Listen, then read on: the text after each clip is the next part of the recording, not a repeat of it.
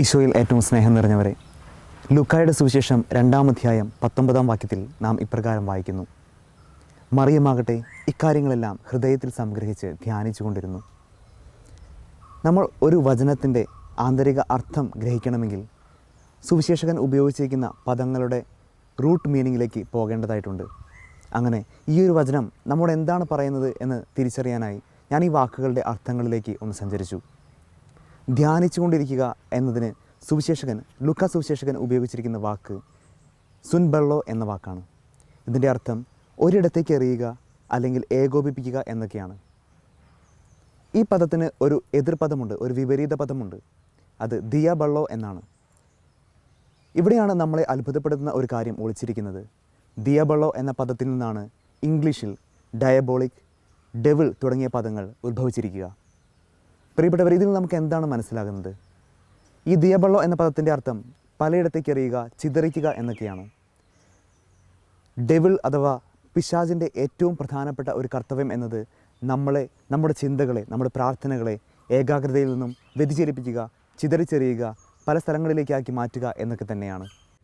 ഒരു ക്രിസ്ത്യാനി എന്ന നിലയിൽ, ഒരു വിശ്വാസി എന്ന നിലയിൽ ഇന്ന് നാം നേരിട്ടുകൊണ്ടിരിക്കുന്ന ഏറ്റവും വലിയ ഭീഷണി നമ്മുടെ എല്ലാവരുടെയും ഏകാഗ്രത ഓരോ നിമിഷവും കാർന്ന് തിന്നപ്പെട്ടുകൊണ്ടിരിക്കുകയാണ് എന്നതാണ്. പഠനങ്ങൾ സൂചിപ്പിക്കുന്ന ഒരു കാര്യമുണ്ട്. മനുഷ്യരാശിക്ക് തന്നെ ഒരു പ്രത്യേക കാര്യത്തിൽ ചിന്ത ഏകാഗ്രമാക്കിക്കൊണ്ടിരിക്കാനുള്ള കഴിവ് ഓരോ വർഷവും നഷ്ടപ്പെട്ടുകൊണ്ടിരിക്കുകയാണ്, കുറഞ്ഞുകൊണ്ടിരിക്കുകയാണ്. അതിന് ഏറ്റവും പ്രധാനപ്പെട്ട കാരണമായിട്ട് ചിന്തകന്മാർ സൂചിപ്പിക്കുന്നത് നമ്മുടെ കരങ്ങളിലുള്ള, നമ്മുടെ ജീവിതത്തിൻ്റെ ഒരു ഭാഗമായി തന്നെ മാറിക്കൊണ്ടിരിക്കുന്ന ഇലക്ട്രോണിക് ഗാഡ്ജറ്റ്സ് ആണ്. ഏറ്റവും പ്രത്യേകമായിട്ട് സ്മാർട്ട് ഫോണാണ്. പഠനങ്ങൾ സൂചിപ്പിക്കുന്നത് ഒരു വ്യക്തി 2000-ലധികം തവണ ശരാശരി തൻ്റെ ഫോണിൽ ടച്ച് ചെയ്യുന്നുണ്ടെന്നാണ്. 360-ലധികം പ്രാവശ്യം തൻ്റെ സെൽഫോൺ അദ്ദേഹം ചെക്ക് ചെയ്യുന്നുണ്ട് എന്നതാണ്. ഓരോ യുവാവിനും തനിക്കൊരു നോട്ടിഫിക്കേഷൻ വന്നു കഴിഞ്ഞാൽ 5 മിനിറ്റിനുള്ളിൽ തന്നെ അത് തുറന്നു നോക്കണം എന്ന വലിയൊരു ആഗ്രഹവും, അത് തുറന്നു നോക്കിയില്ലെങ്കിൽ ഒരു വലിയ ബുദ്ധിമുട്ടും അനുഭവപ്പെടുന്ന അവസരത്തിലൂടെയാണ് നമ്മൾ കടന്നു പോകുന്നത്. ഇവിടെയാണ് മറിയത്തിൻ്റെ ജീവിതവും ഈശോയുടെ ജീവിതവുമൊക്കെ പ്രധാനപ്പെട്ടതായി തീരുന്നത്. ഈശോ പറഞ്ഞത് നമുക്ക് ഓർക്കാം. കടലിൻ്റെ ഓളങ്ങളെക്കാൾ, കടൽപ്പരപ്പുകളേക്കാൾ ആഴങ്ങളിലേക്ക് ഇറങ്ങാനും, ആഴത്തെ സ്നേഹിക്കാനും, ആഴത്തിലേക്ക് ഇറങ്ങി വലയെറിയാനുമൊക്കെ ഈശോ നമ്മളെ എപ്പോഴും ഓർമ്മിപ്പിച്ചിട്ടുണ്ട്. മറിയത്തിൻ്റെ ജീവിതത്തിലേക്ക് നോക്കുക.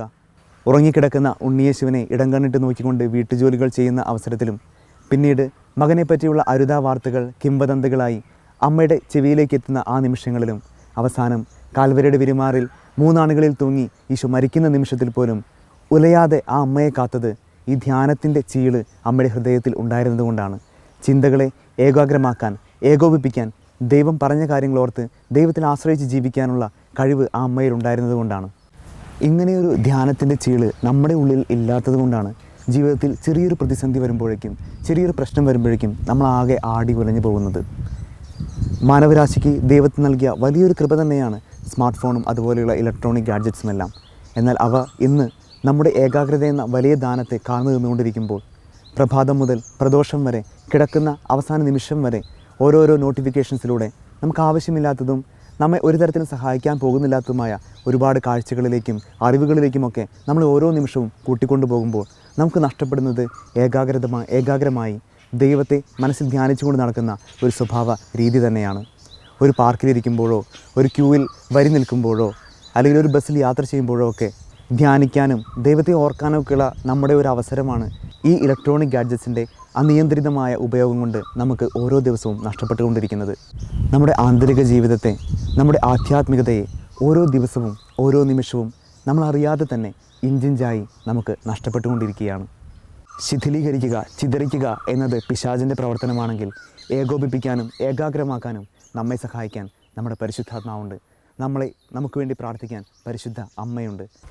ദൈവം നൽകിയ വലിയ ദാനമായ ഇലക്ട്രോണിക് ഗാഡ്ജറ്റ്സിനെ നമ്മുടെ ആധ്യാത്മിക വളർച്ചയ്ക്ക് വേണ്ടി മാത്രം ഉപയോഗിച്ചുകൊണ്ട് പരിശുദ്ധ അമ്മയുടെ സഹായത്തോടെ, പരിശുദ്ധാത്മാവിൻ്റെ നിമന്ത്രണങ്ങളോട് ഓരോ നിമിഷവും കാതോർത്ത്, തമ്പുരാൻ്റെ വചനം മനസ്സിൽ എപ്പോഴും ധ്യാനിക്കുന്ന, തമ്പുരാൻ്റെ ഇഷ്ടം ഓരോ നിമിഷവും തേടുന്ന നല്ല ദൈവമക്കളാകാൻ ദൈവം നമ്മെ അനുഗ്രഹിക്കട്ടെ. പരിശുദ്ധ അമ്മ നമുക്ക് മാധ്യസ്ഥം വഹിക്കട്ടെ. ആമേൻ.